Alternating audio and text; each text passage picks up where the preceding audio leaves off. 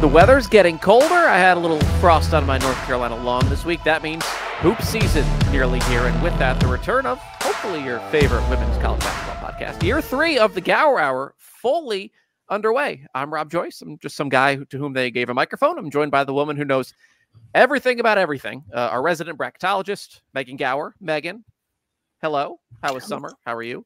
Summer was great. The off season was great. I would say slowly getting ready for the season. It feels like it snuck up on us a little bit. Paris for the Olympics. I have questions. Yes. Did you learn French? No. I assume, it's the Olympics, so like you get away with speaking English everywhere. Yeah. Okay. Favorite thing you ate? Ooh. I don't know. I feel like French food isn't like my favorite cuisine. Like all the food was good, but nothing was like spectacular. I don't know. Probably like fries, seafood. Toast. Yeah. French. Yeah. The croissants are great, obviously, but this is a stupid question. How do tickets work? Like, can you just like stroll? If I want to, like basketball might be a little different. If I just want to stroll and watch some like sumo wrestling at noon on a Tuesday, can I just stroll in? Not really. So we got tickets for the Olympics like literally like 2 years ago. Like it was that early of a process. And there's like some stuff that pops up that's available for like day of or a couple days before, but there's not a whole lot of inventory out there. So this is like Ticketmaster. You got to get in, do your thing, and that's it. Okay. Were you in the building for the gold medal game?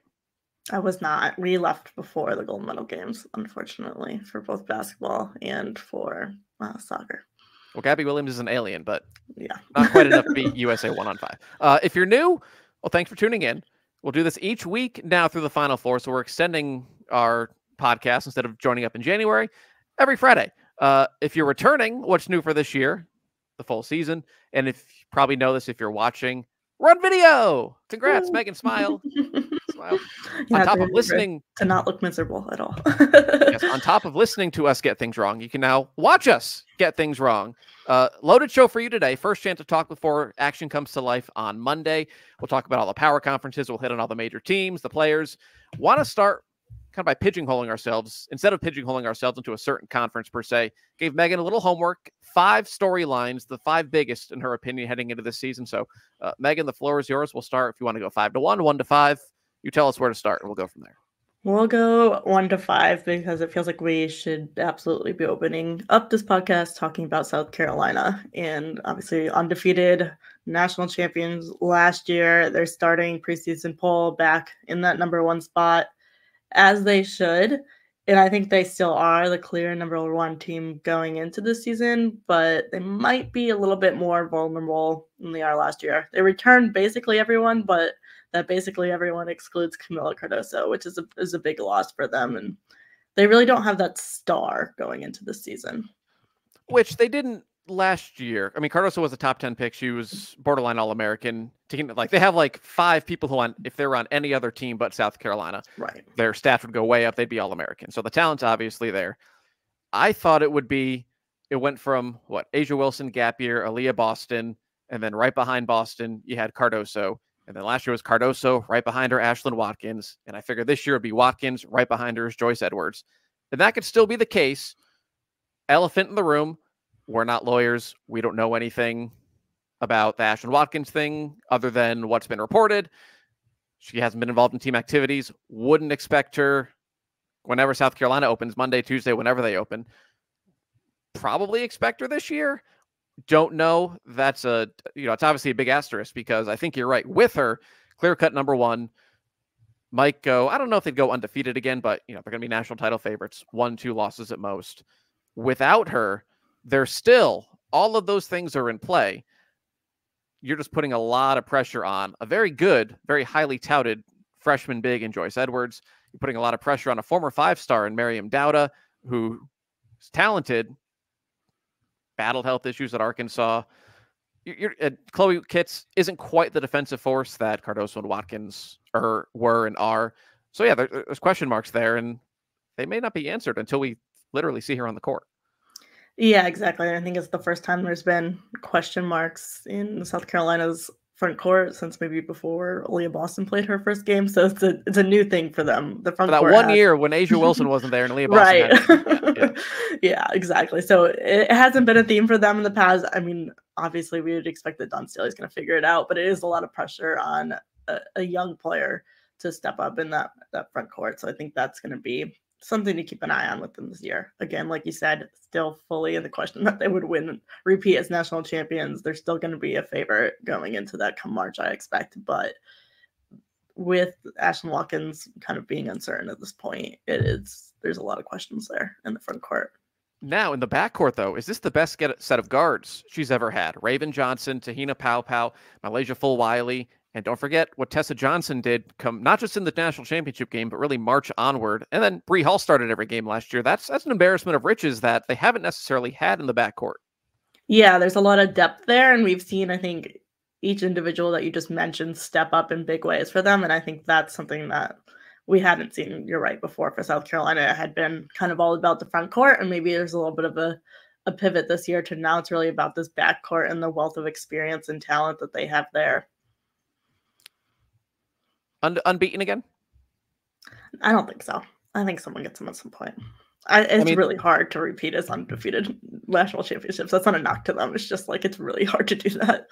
And I mean, kudos to, this is not just Dawn Staley, kudos to pretty much every women's college basketball coach, because as opposed to the men's game, the women aren't afraid to go play each other on campus. Right. South Carolina plays NC State. They're at UCLA. They play Iowa State and whatever MTE they're in November. They play Duke.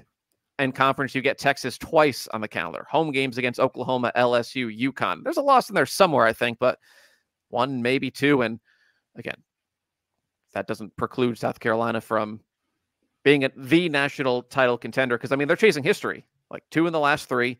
It's not unrealistic to think like there are a few bounces in a pandemic away from, in the last 5 years, winning 3, 4, if not all of them. Like it was them or Oregon in 2020.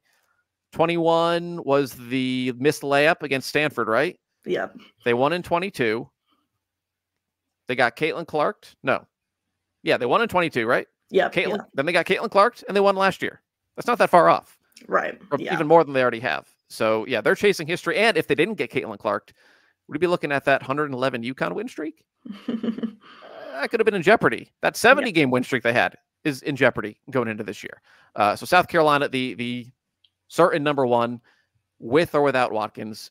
Everyone else, minus Camila Cardoso, is back from last year's team. And they made a couple of nice additions as well, as South Carolina always does. What's number 2 on your storylines? It feels like there's a very clear top tier going into this season, and obviously South Carolina at the top of that. But I think 4 or 5 other teams that are kind of seem to feel like they're kind of a head cut above the rest. And then I think it evens out really quickly. But you've got, and we'll talk about all of these teams in more detail later, but USC, UConn, UCLA, Notre Dame, Texas that have brought back significant talent and then also added significant talent. So you ask, who plays their way into that group? Is there a team off the top of your head that you think, we don't have to go in depth right now, off the dome, could play their way into that group amongst the top 5, 6? I don't think there's a clear-cut front runner. I think we're going to talk about Iowa State some later. I like them this year. They got bringing back a lot of talent, but that would probably be my first pick. But I don't know. It'll be interesting to see if anyone can do that. If my pick would be NC State. Is there any one of that 6, South Carolina, USC, UConn, UCLA, Notre Dame, Texas, any one of those 6 that separates, that falls out of that top 5, 6? Yeah, I think the 2 things that stand out to me here is that, Notre Dame, the front court, I think there's some question marks. So can you answer those questions? They brought in a bunch of pieces, so I think there's a lot of options there to make things work. But can they answer some of those questions? I think that held them back a little bit this year or last year. And then UCLA too, can they make a step forward from where they were last year? I think they were really good all of last year, but they couldn't quite make that past an Elite 8 type run. So can they take a step forward and really be a top team? We can talk UCLA now. They're interesting because last year, you and I both had them in the Final Four in the preseason. And yeah, they were never bad last year by any stretch of the imagination. They were always in the top 5. But it it always seemed like something was missing, right? Just, I don't know what it was. They could have beaten anyone on any given day, but it just seemed that full power we expected competing with South Carolina, like they were just like a half step behind that. And it turned into that Sweet 16 loss to LSU. But no more Charisma Osborne, one of the best in program history. Hello, whenever she gets healthy, Charlize Ledger-Walker. She tore her ACL in January at Washington State, so probably midseason you expect her back. Tamia Gardner, one of the Oregon State Exodus transfers, poor Beavers. And then they got Janiah Barker, who was an intriguing, highest ranked prospect in Texas A&M history. Transfers out, intriguing talent there to go with Kiki Rice, Lauren Betts. That's, if it all works, I mean, again, we're talking the same talent level of last year is as good as anyone in the country. Yeah, exactly. The talent is there. So it's, can they figure out whatever was missing last year and make that jump? I think part of that is, can you figure out how to get Lauren Betts the ball more? Because I think they struggled with that at times last year. But just something has to gel in the right way for them to make that jump. And I don't think we've seen that yet from this group. Yeah, started 14-0 last year, finished 13-7. Now the Pac-12, brutal last year. So 13-7 still isn't terrible. They just couldn't hit the broadside of a barn either in the Sweet 16 against LSU. Here's a question. Late in the game, they need a bucket. Who gets the ball? Like, they just need 2 points, don't need a 3. Feel like it should be Lauren Betts. I feel like the eye test backs that up, but for whatever reason, again, does she get the ball? Like, do the coaches choose to get her the ball? Because it's kind of 2 years in a row where it's just, the Stanford thing was weird 2 years ago. Last year, she had that kind of mysterious, I think it was an illness, it turned out to be. I feel like it should be her that's like the go-to centerpiece, and I'm not sure it will be. Yeah, it's a good question. I feel like it felt like at times from the eye test, especially last year, that should be like she was the best player on the floor. That should be the game plan, the end of the game. But it usually felt like it ended up falling to Osborne or Rice to really be the one to do that. So does Betts, kind of now that Osborne is gone and your veteran leader there is gone, is Betts step into that role, or I don't know, does she still, I don't know if shy away from it is right, because I don't know it's hers or the coach's decision, but it'll be interesting to see how that dynamic changes. If we talk to UCLA, we might as well talk the other LA school who also loaded up in the portal. If UCLA was maybe 1B in the portal as a winner, USC is 1A. We all know, ever heard of Juju Watkins? She's a sophomore now. She's good. Of course, she had help last year in winning the Pac-12 tournament, made it to the Elite Eight. Rhea Marshall was chief among them. She's back. Now I think they've hit another level.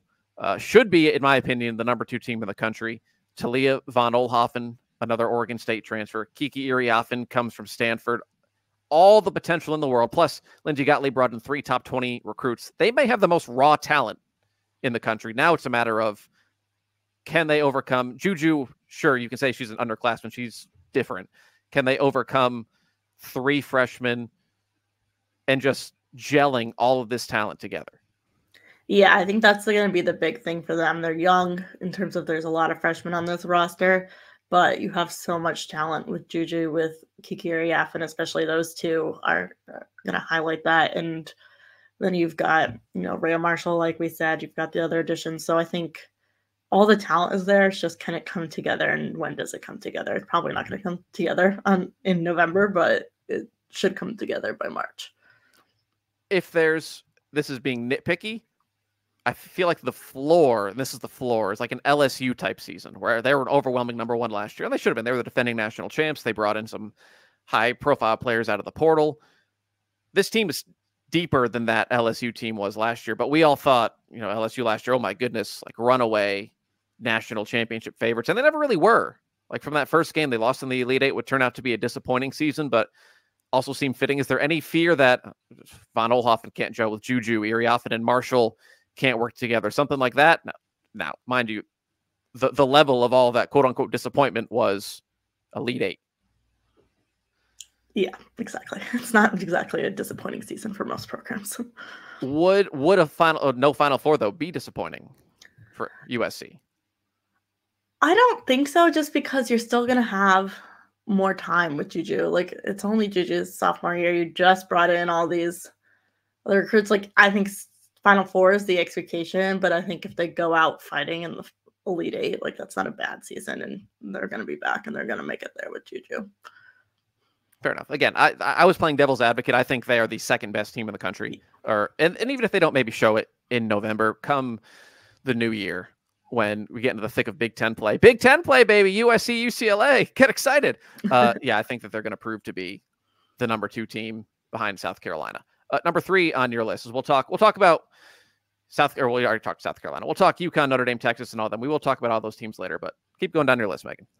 Yeah, I mean, a lot of the theme with those teams that we were just talking about is just they've got these duos. I think it's less about, last year was all about Caitlin Clark and the one star, but a lot of these teams that I think are going to be so good this year, it's a pair of players that are kind of at the forefront of that. We talked about right now Juju and Iriafen, I mean, Rice and Betts at UCLA, but then you've got the Olivia Miles and Hannah Hidalgo backcourt that's coming at Notre Dame. That's super exciting. Rory Harmon with Madison Booker at Texas as well. Both of those kind of veterans coming off of injuries, but the freshmen really stepped up last year and now they get to play together.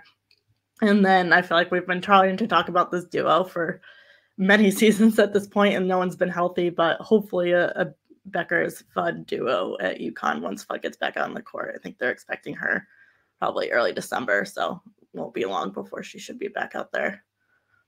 We could have the UConn talk now because we're going to talk about all the Power 4 conferences. UConn, they're going to run away with the Big East again. Creighton's a top 20, top 25 team. Huskies are going to win the Big East regular season title. They're going to win the tournament title. Big East for a basketball conference. It's embarrassing how they treat half the women's basketball programs. Not getting into it. So UConn, number 2 team in the preseason in the AP poll. I am not that high on the Huskies. Make the argument for me, because if the argument is strictly they have Paige Beckers, like that's an argument that's good enough for me. I still don't think. I think they're closer to their 6th or 7th best in the country, and they're not number 2. Interesting. Okay, I think like you could split hairs all day over if USC and UConn is number 2 or number 3, but I do think, I mean, a huge part of that argument is that they have Paige Beckers, because I think the level that we saw Paige at last year, she's clear preseason All-American. That's huge. But then I think it's what's around her in the backcourt too. If you're going to have AZ Fudd, a healthy AZ Fudd, like we've seen flashes of what AZ can do when she has been healthy. We haven't got to see it in a whole season. Hopefully you do this year. And then they add Caitlin Chen in that backcourt too, which I think is just a great portal add in terms of what UConn needs, an experienced point guard, a little bit of just veteran presence in what is a pretty young team. I think the big question mark obviously comes in the front court. No more Aaliyah Edwards. You've got a lot of talent, but not much experience. So I think that's going to be the thing that makes or breaks this team. There's been so much hype over Jenna El-Alfi, so I think a big part of the argument is that she lives up to that hype, and obviously she's coming off a huge injury, so that's going to take some time, but I think that's the piece that could set them apart this year in terms of, like, you haven't had that kind of size and post player in a UConn front court in many years now, and she could bring that. All of that could come true. I think right now it's too pie in the sky. Like, Aaliyah Edwards was an All-American. That's a lot of production needing replacing. Sarah Strong's a very different type of player, but she might need to step in and be like an All-American as a freshman, which she can do. We've seen freshmen be All-Americans for, half a decade now. El-Alfi's coming off, I think, the most severe injury a person can come off of, an Achilles tear. She's never played a minute of college basketball. Ice Brady showed flashes last year in the Big East tournament. She was big in that fourth quarter in the Final Four loss to Iowa. I need to see it before I can just crown them the number 2 team in the country. And then here's a question. This ensuing discussion is strictly as a basketball player. Why can you count on AZ Fudd? I mean, it's fair. She's been injured so much of her career, so you kind of can't. But I mean, I think if you don't make assumptions assuming that people are going to be injured, but yeah, I mean, it's fair. She's out about the first month. She's one of the biggest names in the country. To this point, that's largely what she's been. Since 2019, so going back to high school, she's been healthy for 2 years. She tore her ACL as a junior in high school. She came back, played her senior year. She missed 11 games with a foot injury as a freshman. She missed 21 games over 2 separate knee injuries 2 years ago. She tore the same ACL she tore in high school last year. She's played 42 games in 3 years in college. Like saying she's on the team, so UConn is a top 2 team. Again, it seems naive to just assume that she'll be healthy. That's fair. And frankly, when she's played, she's been fine. Fine. She hasn't been number 1 recruit in the country that's taken the world by storm. I think there was a doesn't need to be because they have Paige Beckers. Yeah. There was a stretch when Paige was injured and she was healthy, which was a brief stretch, but where she was kind of playing at that level. But yeah, it's been a while since we've seen it. She took over that Iowa game, right? Like that November Iowa game where they were down. Yeah, that's the stretch I'm talking about. The brief stretch where she was healthy while Paige was injured. All that said, continue. No, I was going to say, the other thing we didn't talk about with them in their backcourt is you have KK Arnold and Ashlyn Shade back, who were both very solid in their freshman year. They're not Juju Watkins or Hannah Hidalgo, but they had very solid freshman seasons. So you get that back too. I think the talent's there in the backcourt. It's just what's going to happen in the front court. For the love of God, stay healthy, which they're off to a bad start. Fudge out the first month. Aubrey Griffin's probably not going to come back till late December, January. Yeah. And Caroline Ducharme, I'm waiting for the announcement that she's done playing basketball. I assume she's out until she plays again. Yeah, I wouldn't count on her showing up. All that said, they have the best player in the country. Not going to get into a Paige versus Juju argument. If Killer Paige is Killer Paige, they can beat anyone on a given night. That's what it comes down to. So there's your UConn discussion. We will hit on who are the other 2 teams in that group. Notre Dame, Texas, we'll hit on them when we get to those conference previews. Continue down to what's number 4 on your top 5 storylines. So we've got a lot of transfers again.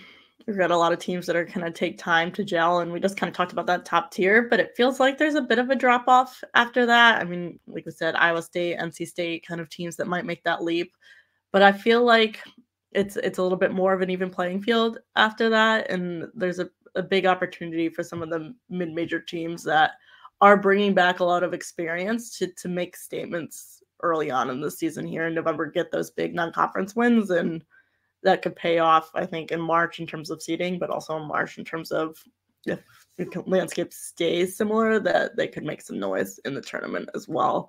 Looking at like a South Dakota State, for example, that brings back most of their scoring from last year. It was a team that could make some noise. I think we saw the A10 be really good last year. Richmond brings back a lot. St. Joe's brings back a lot. So I'm excited to kind of catch some of those mid-major games as we get started here and see who makes a climb, especially because we got absolutely zero mid-major love in the preseason AP poll. There's not a single mid-major team on that list. No, Gonzaga is your 6th team in the others receiving votes categories, followed by the aforementioned South Dakota State Jackrabbits. Shout out Fairfield. The Stags got 3 votes because they lost 2 games last year, 1 in the regular season. And then Princeton gets a lone vote, though they lost their best player, Caitlin Chen. As you heard Megan say, she's now a Husky up in stores. First bracketology. We got preseason bracketology Friday. Yeah. So you're going to wake up and this pod will be in your feed and you're going to listen to it on the way to work. And then you're going to check your email at work. And then you're going to go to head to herhoopstats.com and Megan Gauer will have you don't even need the season. Just simulate it all the way to whatever Selection Sunday is. And there's your top 68. Last top storyline. We have to talk about the shakeup in the Big Ten because we've been talking about the Iowas and the Ohio States and the Marylands for so long there. And I think it's very clear this season that that conference runs through its newcomers, and that's UCLA and USC, which we've already talked about some here, but that's your new top of the Big Ten. And that is a big shift in mindset. And also just in conferences in general, too, you've got the shakeup in the SEC. Could someone like Texas challenge South Carolina for that SEC title that's kind of been theirs for so long? So I think the change up in the conferences is going to be a big change this year.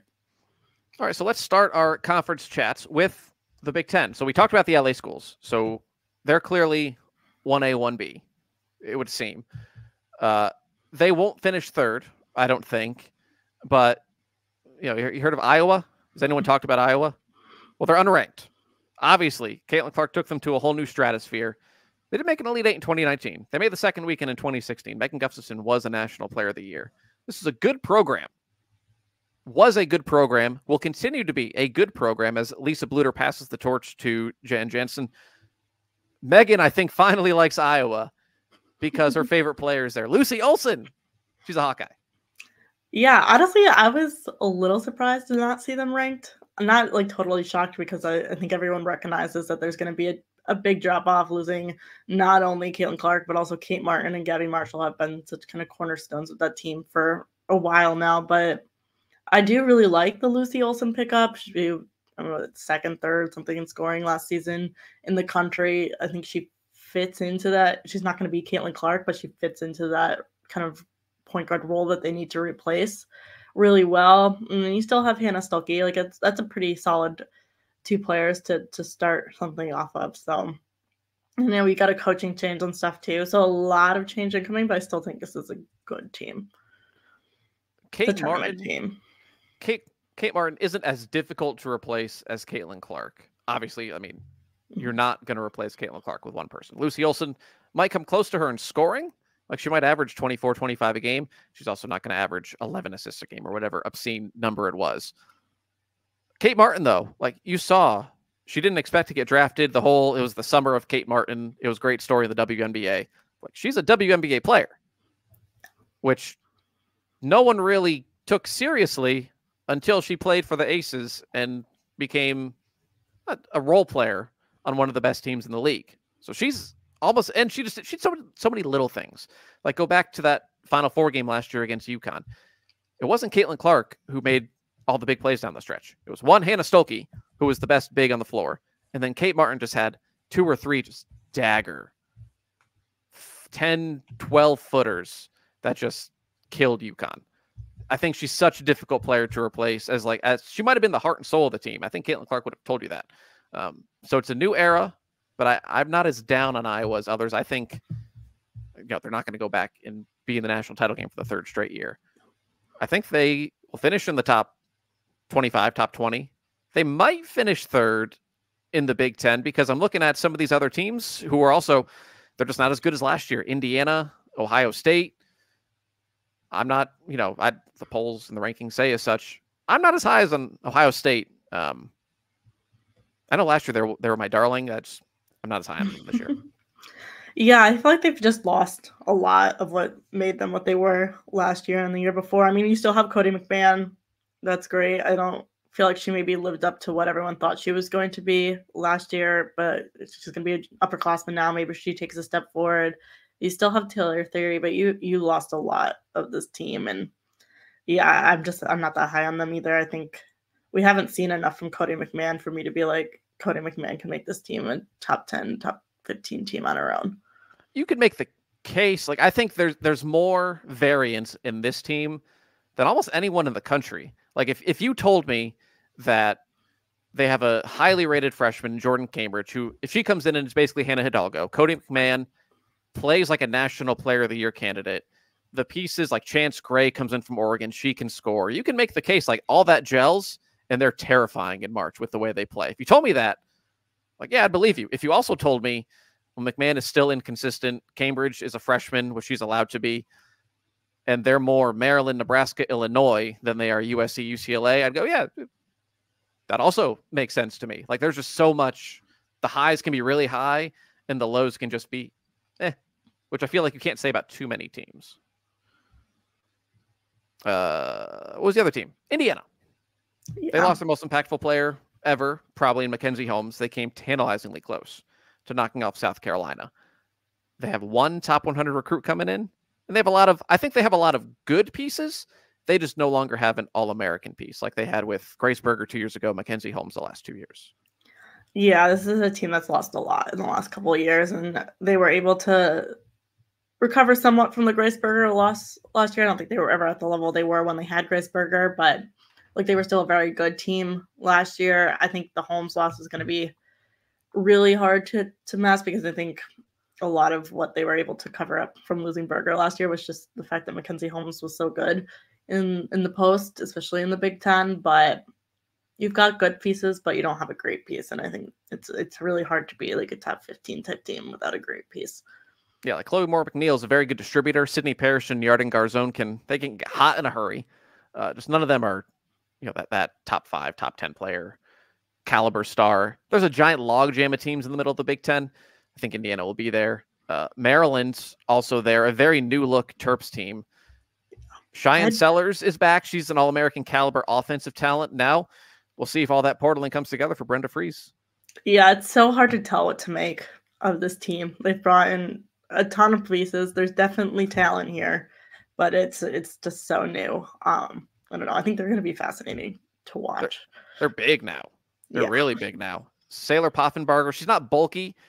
Comes in from Arkansas. She was among the nation's best rebounders at Arkansas last year. Christina Dalsey, very good defender at Villanova. Amari DeBerry was a former 5-star, comes in from UConn. Mir McLean comes in from Virginia. If you go back to the 2021 UConn roster, they're on College Park, baby. Amari DeBerry, Mir McLean, Sailor Poffenbarger. But they also bring in Kaylin Schmeichel. She averaged a double-double on a bad Rutgers team last year. That's a lot of height. So if nothing else, they're going to be difficult to deal with down low. Now it's a matter of, because that's a lot of names. That's not a ton of offense. Now they have Sellers, so that's a lot of scoring right there. But just, again, like the theme of the day, and it's going to be the theme of Welcome to College Basketball in 2024. Can you make it all work? Yeah, exactly. That's the big question. And some of these teams will, and some of them will not. And that's going to be determine who's kind of a threat to be reckoned with in March. The Big Ten, I feel like, has a lot of like 7 through 10 seeds. Yeah. Is that a little spoiler for Friday? Yeah, I think that's about right. I'm looking at the list now. It feels like that. Yeah. The other two that I have written down, Illinois, they're supposed to be good last year. They didn't wind up making the tournament. Disappointing. They do bring back their top 4 scorers, Makaira Crooks, Genesis Bryant, Kendall Bostic. That's a nice trio to start with to hopefully get back to the dance. And then my beloved Huskers, an NCAA tournament team that should be trying to get into the mix now for a top 16 seed. Not sure if they have the talent to do it, but last year they were just kind of hanging out in that, 7, 8, 9. I think they were an 8 seed, 9 seed. They were in the 8-9 game. I know that. Yeah.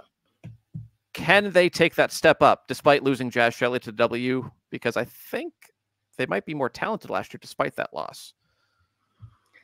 Yeah, I think they're an interesting one. I think this middle of the Big Ten is going to just be fascinating because it's going to have a lot of seeding implications. And we said, UCLA, USC, that's the top, but whoever can be like the 3rd best, 4th best team is going to have a good case to climb up in that seeding rankings. Yeah, Alexis Markowski could be an All-American. She averaged 16 and 10 last year. Natalie Potts, your Big Ten Freshman of the Year. And then they got a top 25 recruit, which Nebraska doesn't get too many. They got her to stay home, an in-state kid in Britt Prince. So they have talent. Now it's just a matter of, again, it's open outside of, again, the top 2 is pretty much set in the Big Ten. Beyond that, teams 3 through, if you throw Michigan State in there as well, 3 through like 10, mix it up, throw it in a bag, mix it up, shake it, see what comes out.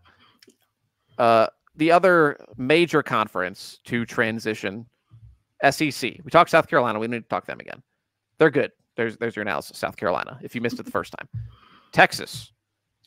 Can they compete with South Carolina at the top of the SEC? Obviously they can. Will they? I think they can.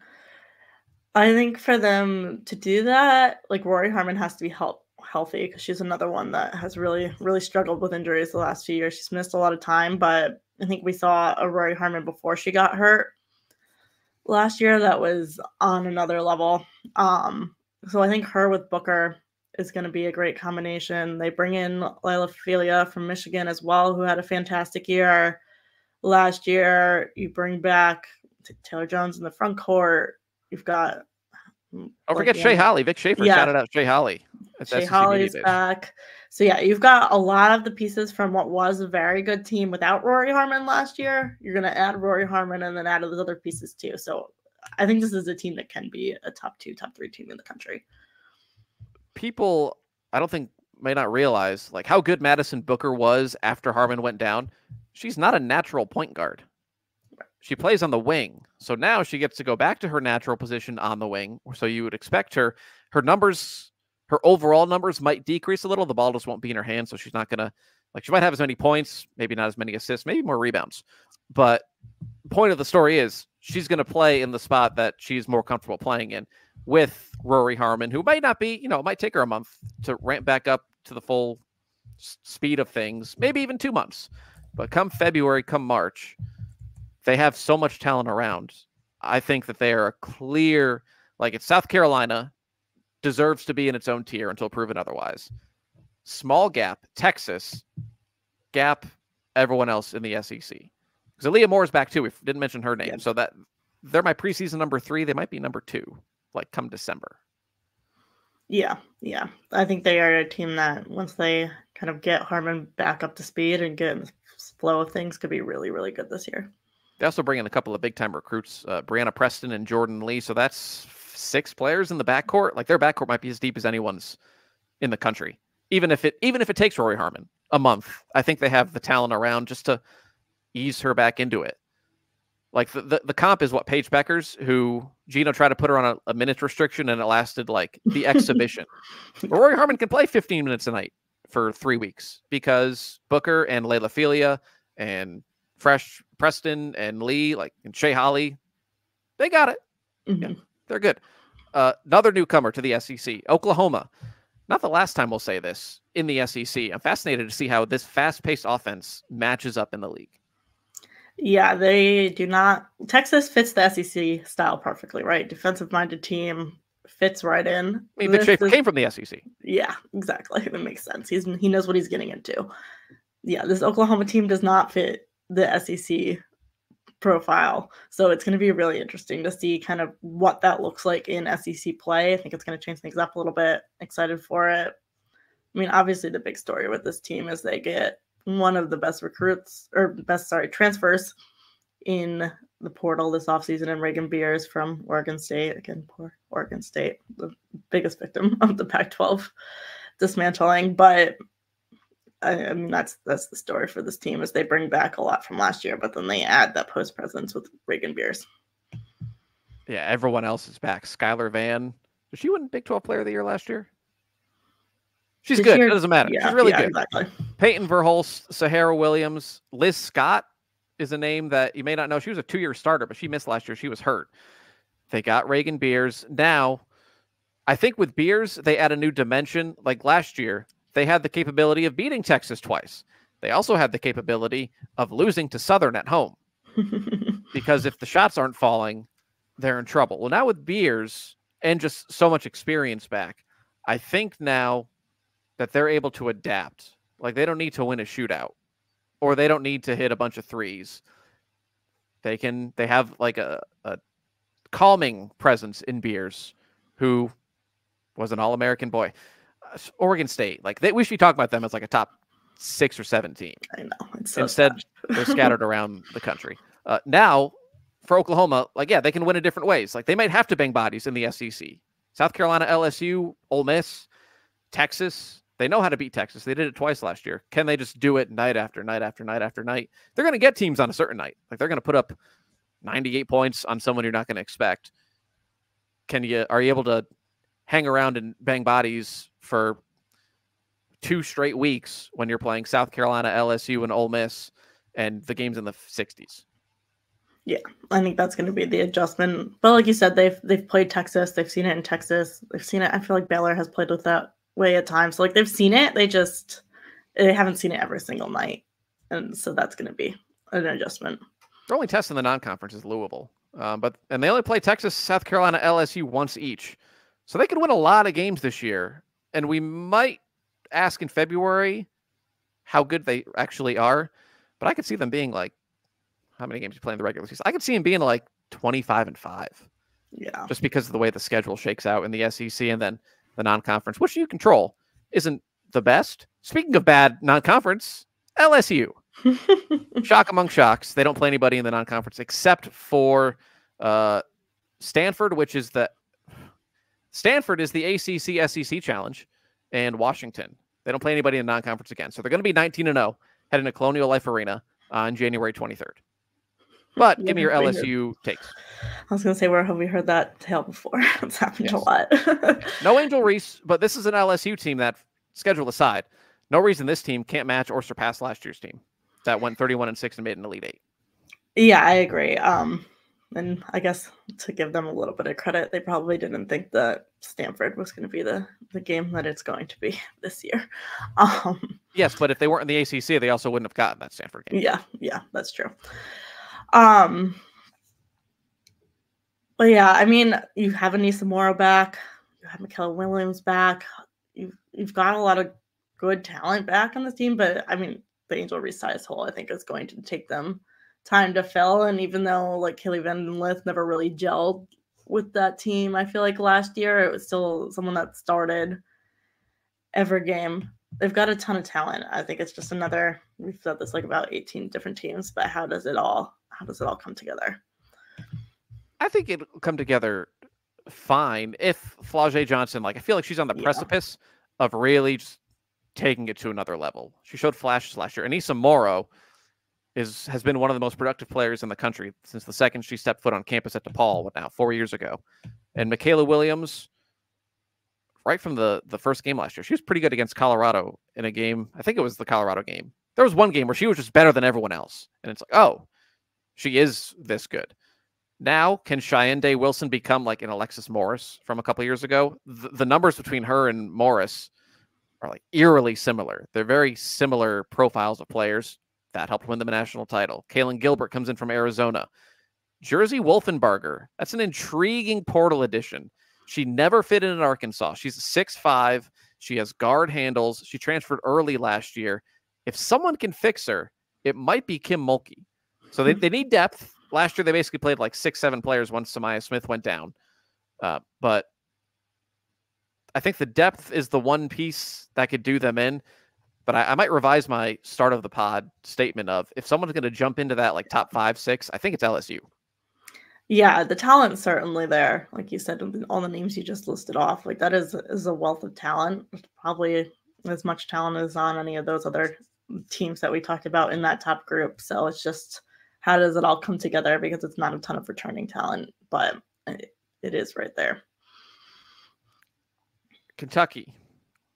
Weird that if you'd have told me in February of last year, we're going to talk Kentucky, I'd have been like, yeah, no, that's a lie. How fast can Kenny Brooks turn it around?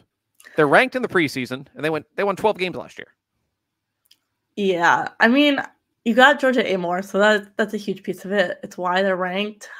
I don't think they're going to be that good. It's like a lot of it kind of I think is going to look like Virginia Tech without Liz Kitley, and that's decent, but it's not going to be great. If Georgia Amore has like an All-American type season, they might be a top 25 team still at the end of the year, but I think he can turn around quickly, but I don't think they brought enough in yet to be like a powerhouse this year. They brought in 9, 10, 11. They have 11 newcomers this year. Yeah, 9 I mean, they take away the Virginia Tech. So Amore, they also brought Clara Strack. I'm with you. I'm not bought in yet. They brought in. I'm always wary of bringing in high-scoring mid-major transfers and expecting them to just replicate it. Like Deja Fair at Syracuse is the outlier, not the rule. So Deja Lawrence is a good mid-major scorer at Charlotte. Jordan Obi was a good major scorer at Penn. Kiki Jefferson was a good mid-major scorer at James Madison, and Louisville wasn't a top 15 team last year. So I think they're closer to an 8 seed than they are a top 16 seed. Yeah, I would agree with that. I mean, I think a lot of it's going to just be like if Georgia Amore is so good, maybe they move up, but I think that there's going to be a little bit of growing pains this year, and then as Kenny Brooks gets more players in there, they will become a top team.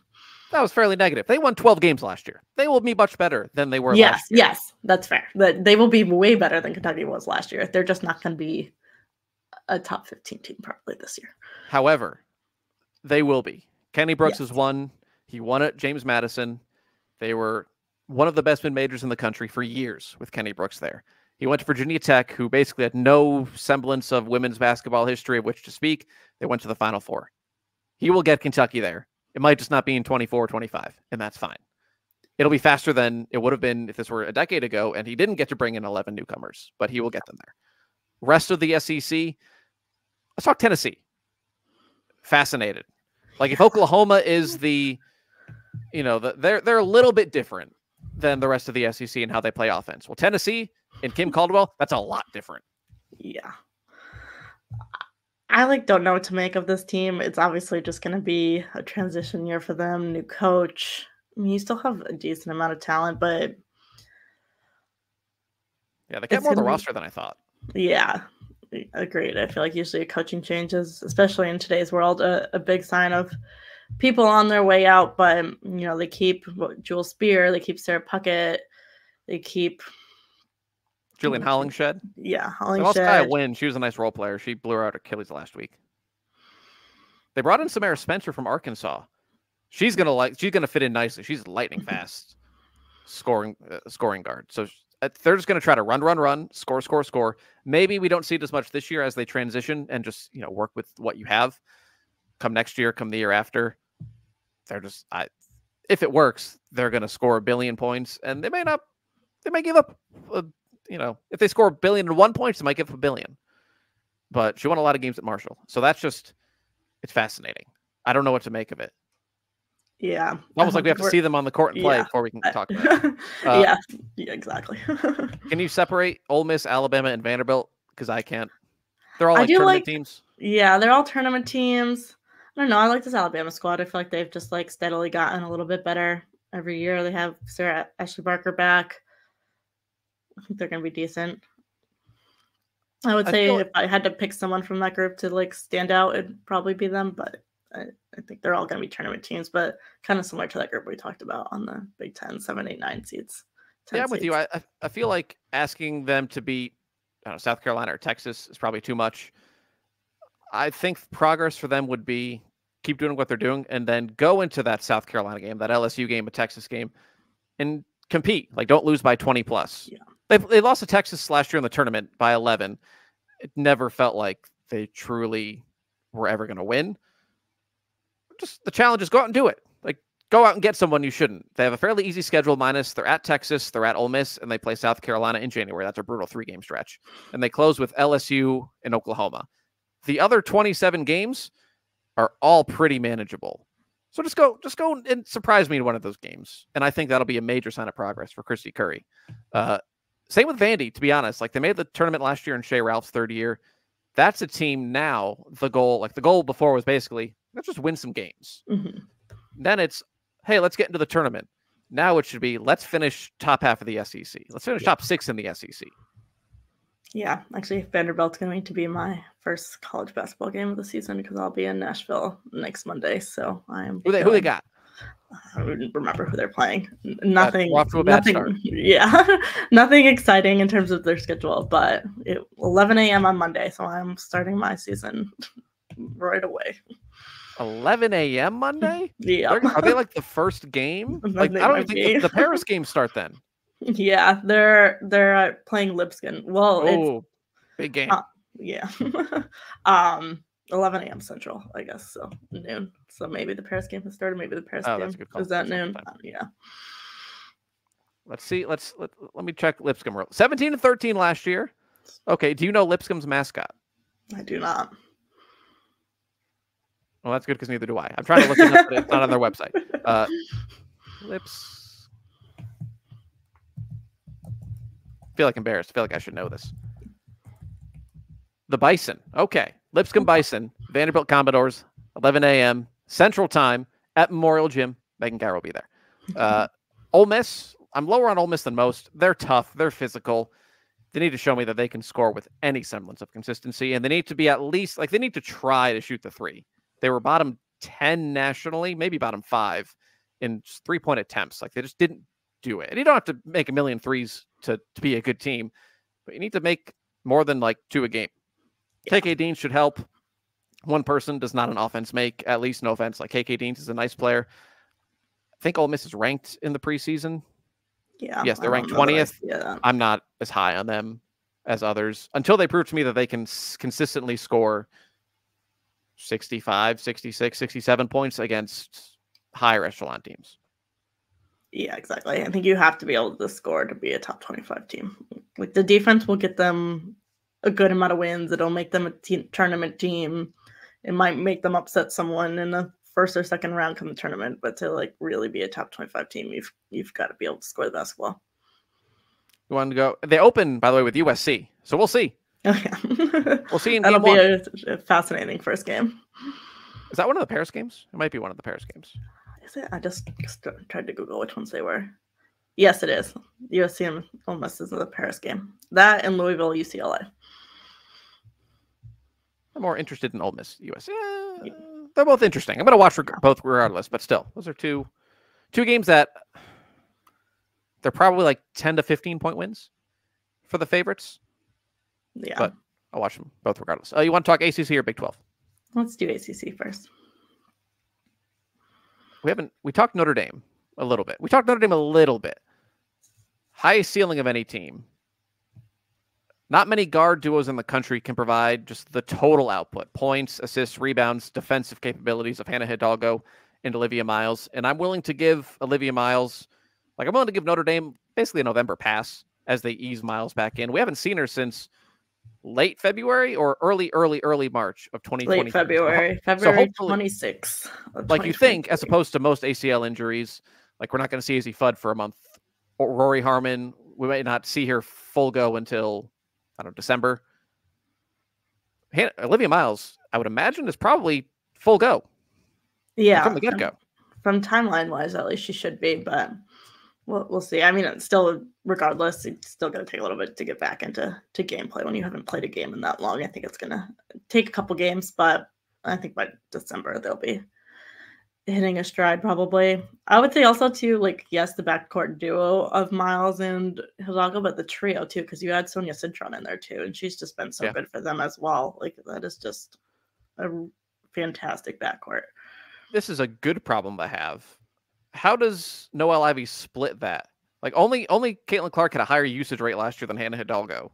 Miles was around 25% 2 seasons ago. Hidalgo, for context, last year was over 30.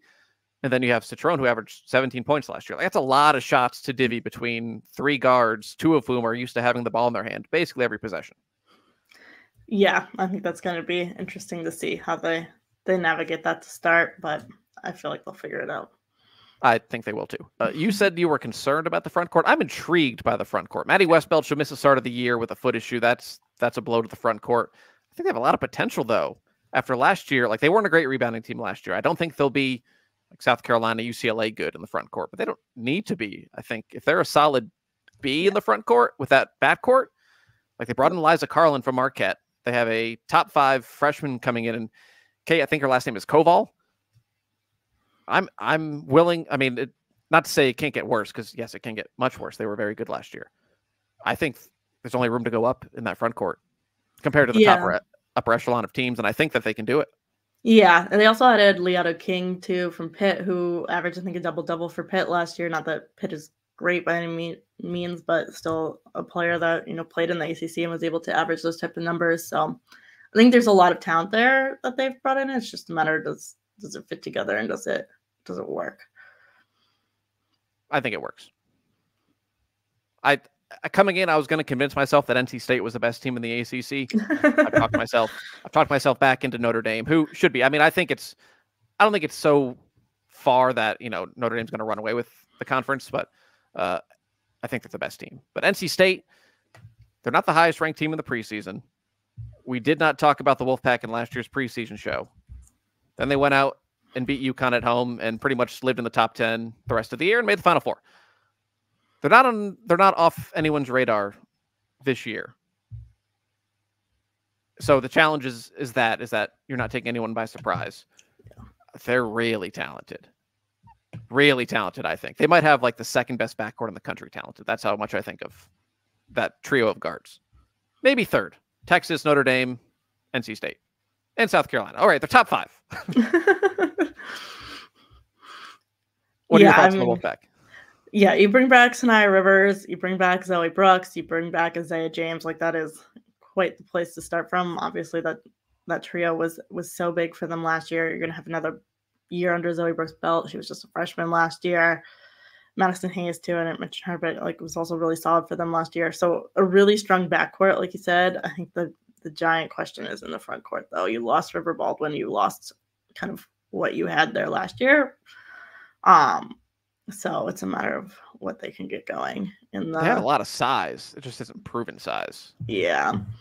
And I feel like they lost, I'm blanking on the name, someone last week. Collins. Yeah. But to injury last week, too, they lost someone.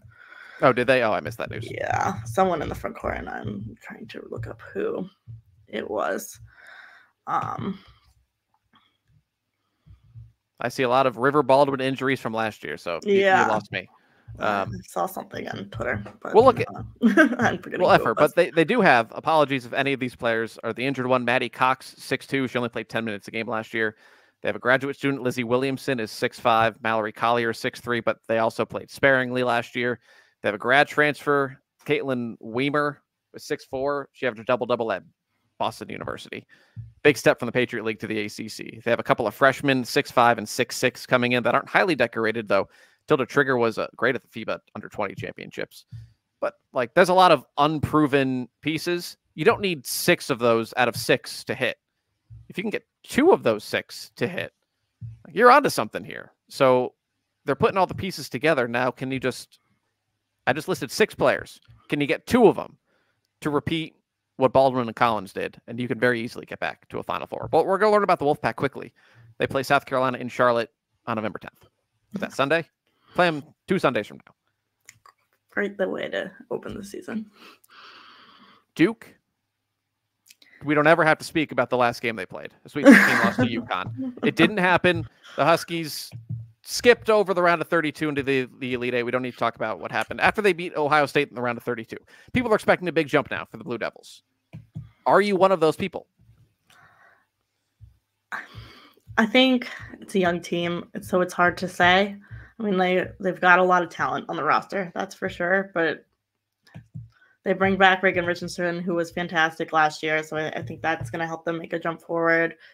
Theoretically, all that freshman class they had last year that was so good should make a leap in their sophomore seasons. But I feel like we'll see what happens. I'm not entirely sold. Again, someone's got to learn how to score the basketball. They are a better version of Ole Miss. Yeah. Like, I don't question the defense. I don't question the toughness. I don't question the rebounding. They were 113th in scoring offense. They're not going to run it up and down. Like, they're never going to finish in the top 10. They just don't play. They don't play that pace. But they lost 6 times last year when they held opponents under 65 points. That includes the Sweet 16 loss to UConn. A team that good, if you hold, with very few exceptions, like UConn, like South Carolina, if you hold anyone else pretty much to under 65, you should win if you're a top 10 team. 97 times out of 100. And I just don't think Duke is there offensively to be quite there. They're in the mix. They should host because they're just too talented defensively, and they have just enough, I think, on offense compared to Ole Miss to not be a top 16 team. But I just don't think that they're going to make that. I think their ceiling is like 12th or 11th as opposed to Final Four. Yeah, agreed. Unless someone kind of emerges as an ability to score the basketball at a high level. I think that's the case. A couple other ranked ACC teams. North Carolina, I don't know what to make the Heels. The Deja Kelly transfer to Oregon. Based on what I heard in the summer, that was a split that benefited all parties involved. But they have a lot of experience. Alyssa Utsby and Lexi Donarski are 5th years. They have a size and senior Maria Gakdang. They have a couple of highly touted freshmen coming in. They have a nice blend of youth and experience. I guess it comes down to, do they have that number 1 star to lift them from that middle of the pack in the ACC up a level towards the top? Yeah, I think that's the question. And can they be consistent too? Because I feel like this team, the consistency has always been an issue. They show flashes where they're great, and then they show flashes where it's hard to watch. So can they've solved that problem? Maybe some changes, and then, like you said, with Kelly being gone, maybe that helps some, but they haven't been able to find a consistent outing, I feel like, since the last 2 years. They play UConn in 2 weeks in Greensboro. For some reason, that game's a quote-unquote neutral site, an hour from campus. Go back to last year, NC State. No one talked about them. Beat UConn at their place and got that profile boost. North Carolina got UConn kind of coming to their place, but not really. Follow that replica in Tar Heels. No, I don't think that's going to happen. But they're going to be, again, I think if you had to make me choose, like, there's Notre Dame, NC State. There's Duke kind of alone in 3rd, and then North Carolina might be the best of the rest. Like, Louisville kind of drifted in obscurity last year. They lost as a 6th seed to Middle Tennessee State in the tournament. They have some talent back. I don't know. They went 2-6 against teams that turned out to be 6 seeds or higher. Like, they They beat the teams they should, and they lose to the teams they shouldn't for the most part. And I feel like that's Louisville. And I feel like that's going to be them again this year. I agree. We're not going to talk about them a whole lot, but they're not like they're going to make the tournament, I think, fairly comfortably. Agreed. You still have Jeff Walls there, so I think things are going to be fine. Like the sky's not falling, but they're also not going to be a top 10 team. Now they open with UCLA and they play Kentucky, Oklahoma, and UConn in the non-con. If you win one or two of those, let's talk. Yeah. If you go to Paris and beat UCLA, we will talk about yes, Louisville, probably for most of the year. Florida State is a top 5 chaos team in the country. Like every game, they could finish 100 to 99 and flip a coin as to whether they score the 100 or the 99. And they're super fun. And Sanaya Latson is one of the best pure scorers in the country. And they'll be on the fringes of the rankings all year. And there's also the possibility that they blow a 20-point lead at halftime to Syracuse and collapse after that. Because that's what happened last year when I was ready to crown them. And I was 20 minutes away from doing that. And then they blew the lead to Syracuse and they just fell off the face of the earth after.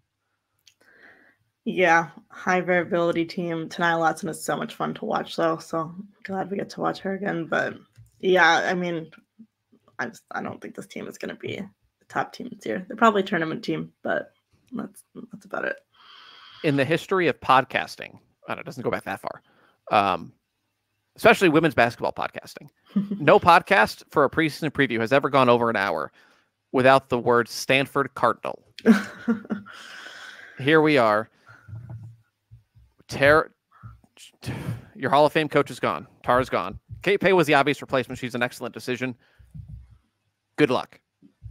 3 players last year averaged more than 7 points a game. They are gone. You crossed the country 6 times. They will take a cross-country flight and come home. There's a higher threshold to get folks in academically. I don't know if they have NIL. The days of Stanford being a power, I think, are going to end rapidly. Like we saw Tennessee, obviously they've fallen off since Pat. I don't think it wasn't as precipitous, I think, as this will be. I don't think Stanford is going to be a factor at any point this year. And that's sad. Yeah. Because it's largely not their fault. Yeah. No, it's not their fault, but yeah. I mean, they didn't retain any of the top players from last year's team. And then with the coach change and what they have left, I can't see them being competitive with the top of the ACC at all. I think they'll make the tournament. Yeah, probably. Probably. Yeah, I think they could be a bubble team, which is uncharted territory for Stanford. When's the last time we talked about Stanford being a bubble team? Probably never. I think they probably make the tournament. There's probably enough there to make the tournament. But yeah, it's going to be a very different year than what Stanford is used to. This year, they have to travel to Indiana and back. That's a good non-conference game. They have to go to LSU and back for the ACC Challenge.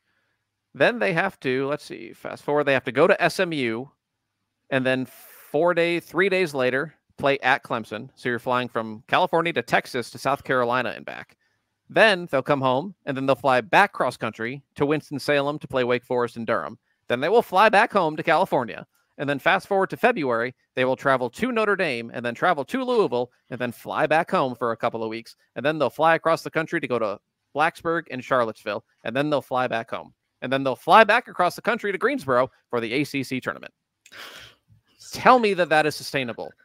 It's not. This is like a case where a decision has been made because of football and no one gave 5 minutes of thought to what that meant for every other student athlete at those schools.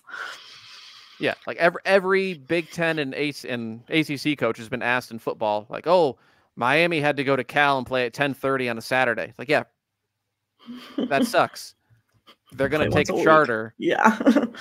And they only have to do it like 3 times a year at absolute most. And that's just a one-off.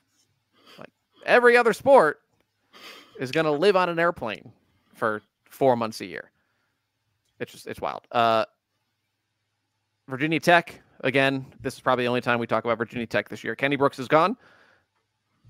I don't think they're going to be that good. I trust Megan Duffy. Yeah, I like the hire, but it's kind of like Kenny Brooks. Like she'll have that program back in the upper echelon of the ACC sooner than later. It just won't be this year. Yeah, exactly. They don't have the pieces there this year, but like what you built at Marquette was really solid. You're going to have more resources at Virginia Tech than you did at at Marquette. They'll get there. It's just not going to be this year. Do you know where Marquette was predicted to finish in the preseason in the Big East? I think last or second to last, like very low. Second to last. Yeah. 10th out of 11. That's the impact that Megan Duffy had. Now, obviously, because of that, they lost Liza Carlin, a bunch of other players, but they were second or third, and now they're expected to finish in the bottom of a conference that, frankly, isn't any good outside of UConn and Creighton. Yeah. That leaves us with the Big 12. The Arizona schools are in. Colorado and Utah are in. I think this is the most wide open conference. Like, go through every conference. There's a clear-cut leader or two leaders in every league, except for this one. Yeah. I don't know that I'd fully put West Virginia there, but there's 3 teams that can win this conference. Okay, so who's the 3?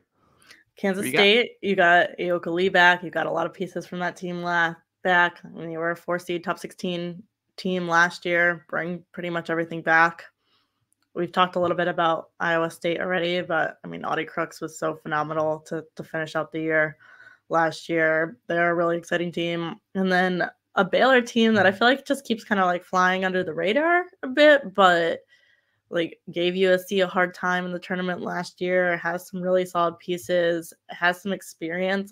I like this Baylor team too. Iowa State is my Ohio State this year. So they're my preseason bay. I was disappointed with them earlier in the year at Ohio State. They turned it on. They got up to number 2 in the polls. They went out with a whimper. Well, the Cyclones don't think they're going to be disappointing as Ohio State was early on. And I don't think they're national title favorites, but I love watching them. Audie Crooks was so good in March last year. So good. She and Addie Brown are only sophomores. I might be jumping in a year too soon with them. I don't know. Emily Ryan's there as well. She's a veteran presence as a 5th year who'll have the ball in her hands a lot. I don't know if they're the 8th best team in the country. They probably aren't. I take NC State over them right now. But I think they're like Colorado-y. They'll get a lot more attention than normal for what's been a good program. And I think they're going to surprise people. Despite having a high preseason ranking, I'm still not sure your casual fan realizes just how good Iowa State is. Yeah.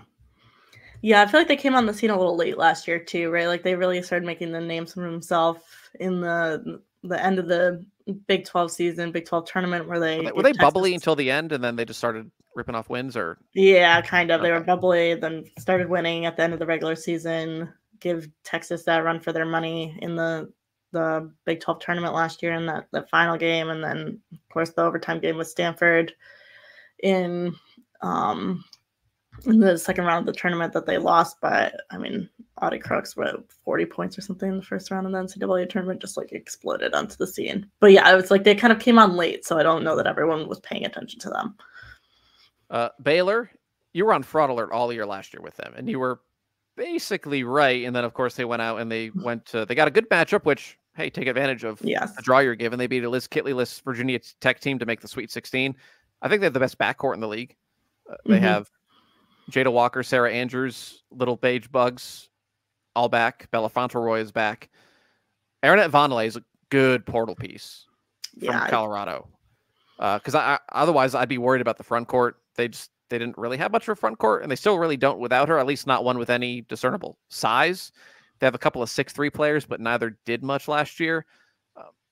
So Vonleh, I think, might be one of the more valuable pieces that people don't realize out of the portal, just given what else Baylor has in the front court. Because that addition now, like they turn a ginormous red, giant flashing sign, warning, warning, warning, into it's a problem, but it's been addressed. Yeah, exactly. I think it's a huge pickup for them. Maybe not one of the biggest names that was coming out of the portal to most people, but just the perfect fit for what this team needed. And now you have a really experienced team too. I think that's the other thing that stands out to me about this squad is mostly upperclassmen. That's probably going to be that starting lineup. You know, Sarah Andrews is her 5th year.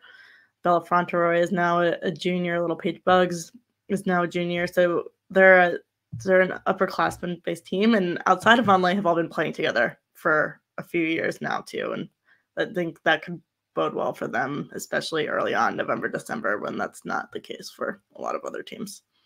And then K-State not ranked the highest in the AP poll, but they were the preseason favorites in the Big 12 as, I don't know who votes on it, probably the coaches. I think that's right.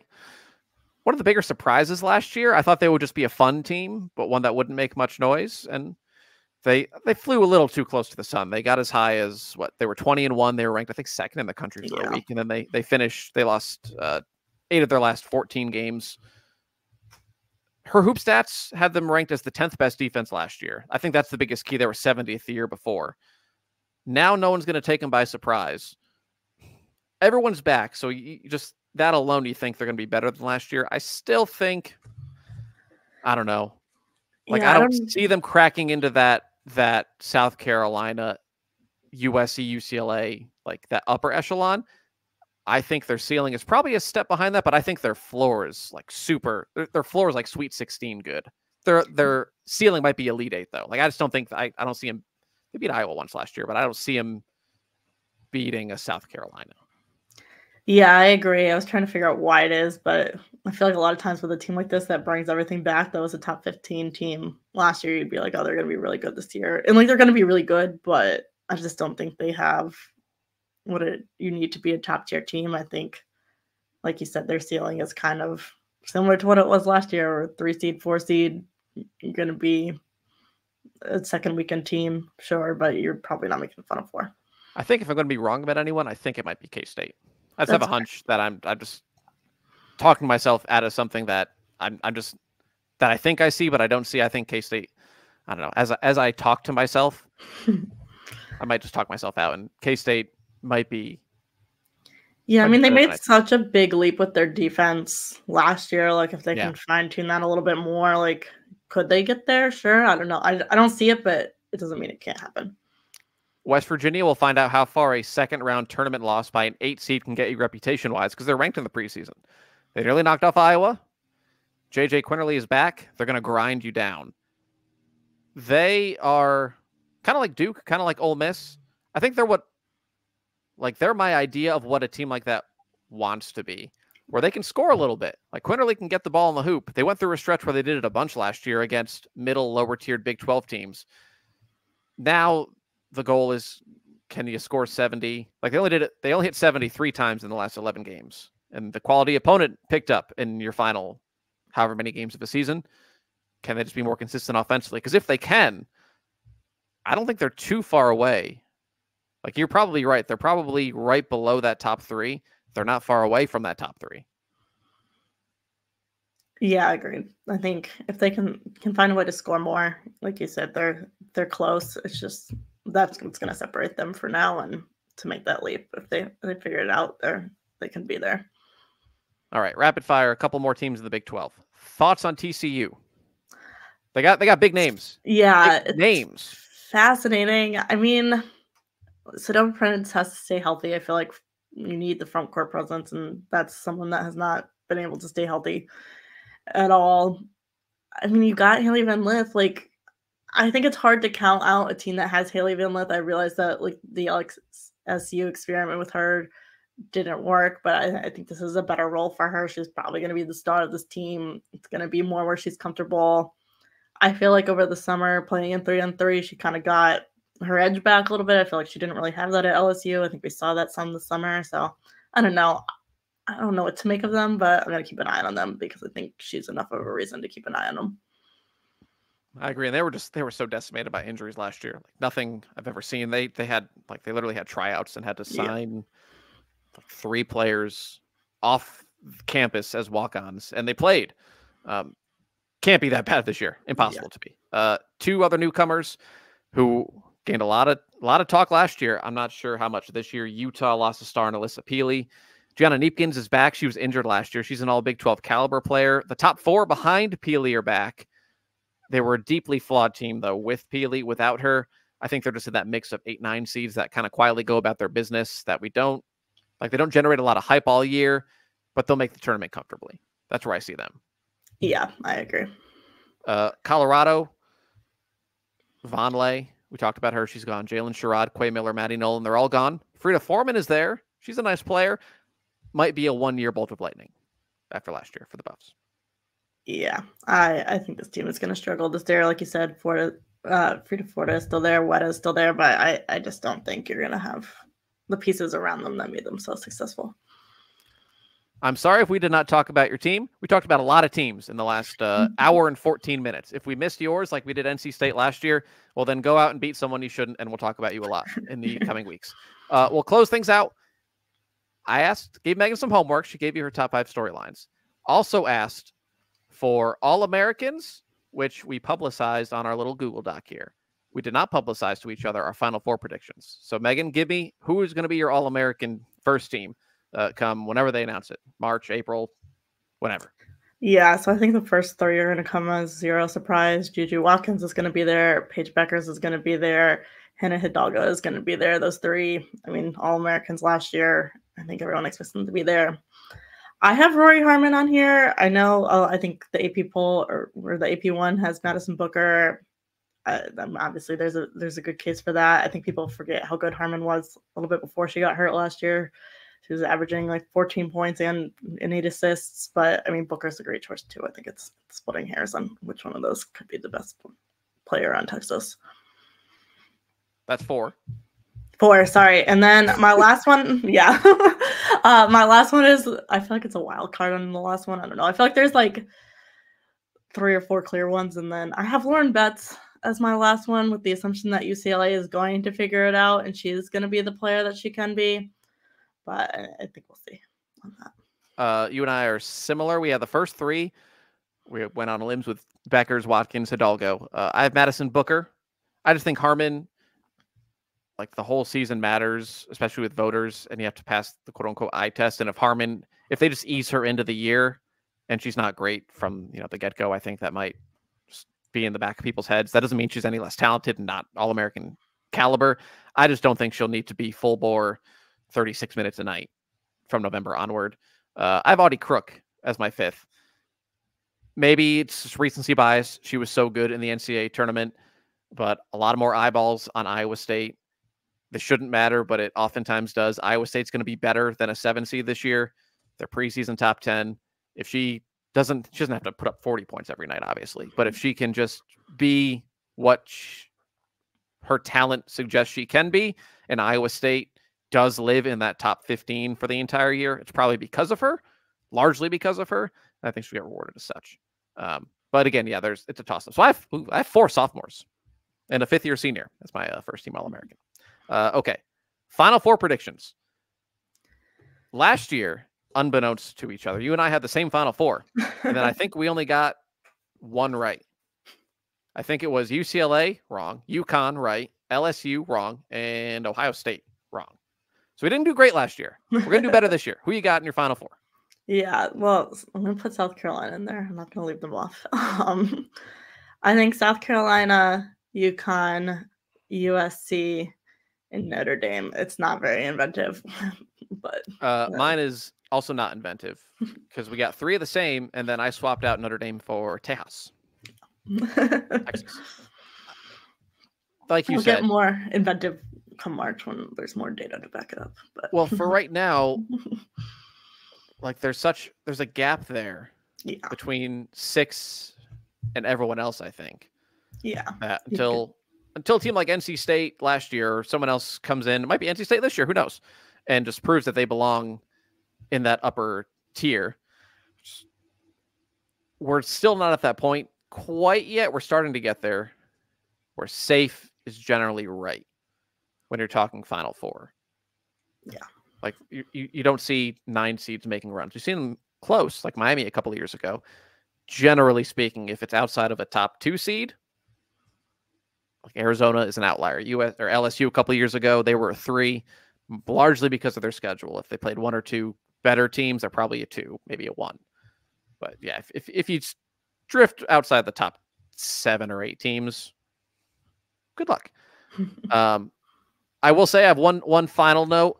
I was yelled at by a friend because if you're watching, I'm wearing my Hofstra shirt, Roll Pride, class 2014. Emma Von Essen and Chloe Sterling. Remember the names. The Pride won not many games last year. They're going to win more this year. There's my shout out at the end. That is the first and last time we will talk about the Hofstra Pride, probably on this show. That's all I got. So again, we will do this every Friday now. We will not be taking a hiatus until January. So every Friday, download, listen, rate, subscribe. Check out herhoopstats.com if you are not a subscriber. Please do. All the information you could possibly ever need on every player, whether you're looking up South Carolina or my Hofstra Pride. You can learn about my Leisure Full Wiley or Emma Von Essen and get all of their numbers and more. And you can read Megan's bracketology, which will hit Friday. Meg, what else you got coming down the pike? We'll have an article with the bracketology on Friday as well. Otherwise, stay tuned. I don't know. I'm still figuring it out, but stuff is coming. Fake it till you make it. Awesome. Well, everyone, thank you for tuning in. We'll talk to you next week.